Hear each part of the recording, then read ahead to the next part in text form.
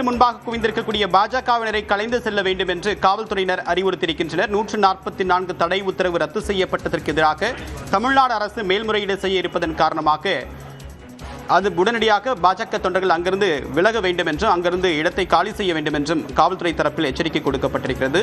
இந்த நிலையில் அந்த தடுப்புகளை மீறி பாஜகவினர் அந்த உள்ளே செல்ல முற்பட்டதன் காரணமாக தள்ளுமுள்ளும் ஏற்பட்டிருக்கிறது. இணைகிறார் நம்முடைய செய்தியாளர் வெற்றி விவரம் என்ன? தற்போது மாவட்ட ஆட்சியர் எங்க இருக்காரு? மாவட்ட காவல்துறை கண்காணிப்பாளர் என்ன சொல்லியிருக்காரு? பாஜகவினர் என்ன சொல்றாங்க? தேவபிரியன், இப்போ நேற்றைய தினம் மாவட்ட ஆட்சியர் பிறப்பித்திருந்த 144 தடை உத்தரவை இன்னைக்கு நீதிபதி GR சுவாமிநாதன் அந்த நீதிமன்ற அவமதிப்பு வழக்கினுடைய விசாரணை தள்ளுபடி செஞ்சிருந்தாரு. அந்த நிலையில தான் இந்த மேல போய் மலையில தீபம் ஏற்றுவதற்கான உத்தரவையும் பிறப்பிச்சிருந்தாரு.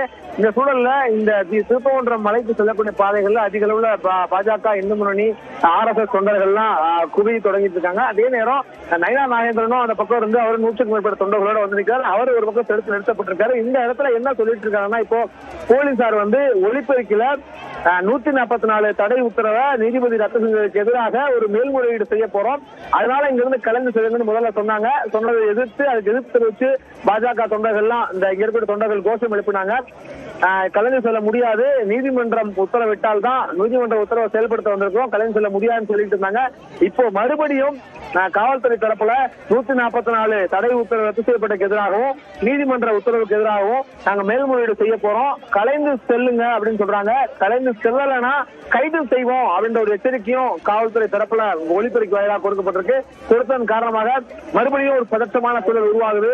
ஏன்னா அவங்க காவல்துறை சொன்னதுக்காக எதிர்ப்பு தெரிவித்து அந்த மக்கள்லாம், அந்த தொண்டர்கள் எல்லாம் இங்க இருந்து அவங்க கோஷம் எழுப்புறாங்க, எதிர்ப்பு தெரிவிக்கிறாங்க, கலைந்து செல்ல முடியாதுன்னு சொல்றாங்க.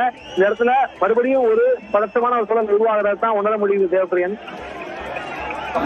இப்ப பாஜக தலைவர்கள் யாரெல்லாம் இருக்காங்க அங்க?